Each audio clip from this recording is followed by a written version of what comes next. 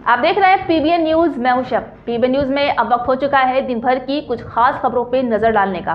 तो आइए देखते हैं क्या है आज की खास खबर। उत्तर प्रदेश के आजमगढ़ जिले में जमाई शरैया फैजुल उलूम में मदरसा सुरक्षा सम्मेलन का आयोजन किया गया।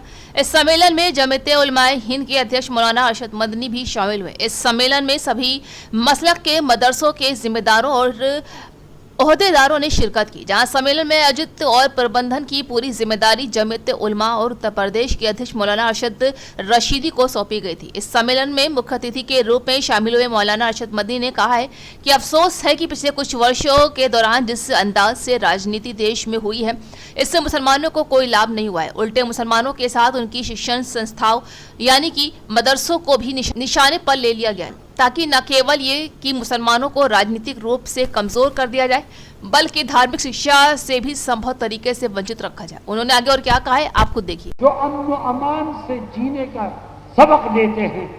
मेरे दोस्तों और साथियों, आज मदारिस पर सील लगाई जा रही है, आज मदारिस पर बिल्डोजर चलाए जा रहे हैं, आज मदारिस को नुकसान पहुंचाने की कोशिश की जा रही है। मैं एक तरफ हुकूमत और इख्तिदार पर बैठे हुए लोगों से कहना चाहता हूं कि अगर तुम्हें कल खून की जरूरत पड़ेगी इस देश को की हिफाजत के लिए, इस देश को सींचने के लिए, इस देश की तरक्की के लिए कल तुम्हें खून की जरूरत पड़ेगी, तो ये मदारिस के सपूत ही इस काम के लिए सबसे अगली लाइनों में खड़े दिखाई दे। मेरे दोस्तों और साथियों, आज हिंदुस्तान के तूल व अर्ज पर जो कुछ हो रहा है वो निहायत तकलीफ देह है। मैंने ये कहना चाहा था कि एक तरफ मैं इख्तिदार के नशे में चूर लोगों से ये कहना चाहता हूं कि अपनों और पराओं को पहचानो, दोस्त और दुश्मन में फर्क करो, हिंदुस्तान की रक्षा करने वालों और अमन व अमान का गीत गाने वालों को सीने से लगाओ, वरना कल खून के आंसू रोगे, कोई आंसू पोंछने वाला भी नहीं मिलेगा। और दूसरी तरफ मैं आपसे एक बात कहना चाहता हूं, और मेरी बात को ध्यान से सुनो। मैं आपसे यह दरख्वास्त करना चाहता हूं कि हालात कैसे भी हों,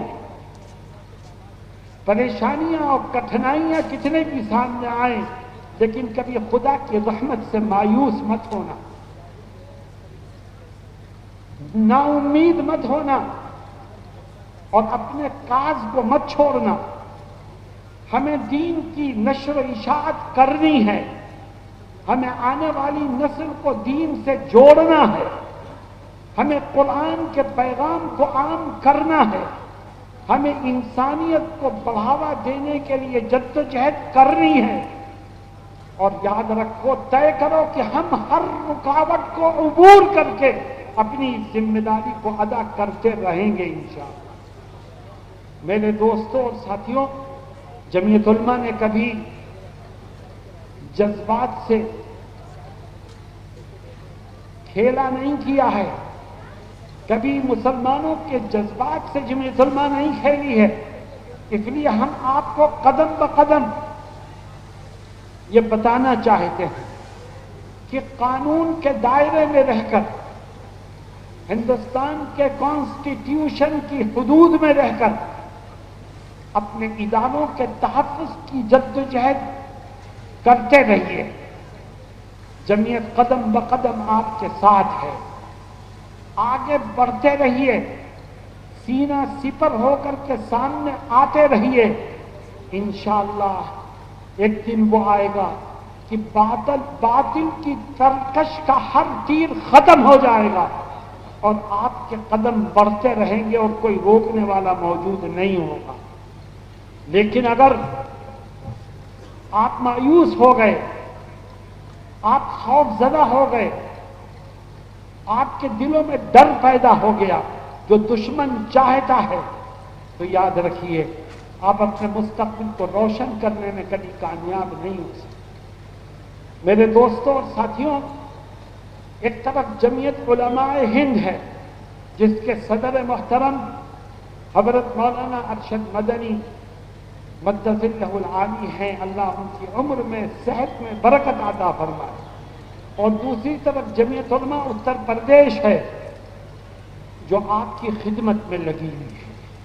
ہم نے ہر قانونی طریقے کو اختیار کر کے مدارس کے تحفظ کے لیے جدوجہد جاری رکھی ہے، اور ہم پھر ہائی کورٹ میں جا رہے ہیں، اور ہم یہ اعلان کرنا چاہتے ہیں کہ جن لوگوں نے سپریم کورٹ کے، ہائی کورٹ کے، ارے بیٹھ جاؤ بھائی، جن لوگوں نے سپریم کورٹ کے، ہائی کورٹ کے فیصلے آنے کے باوجود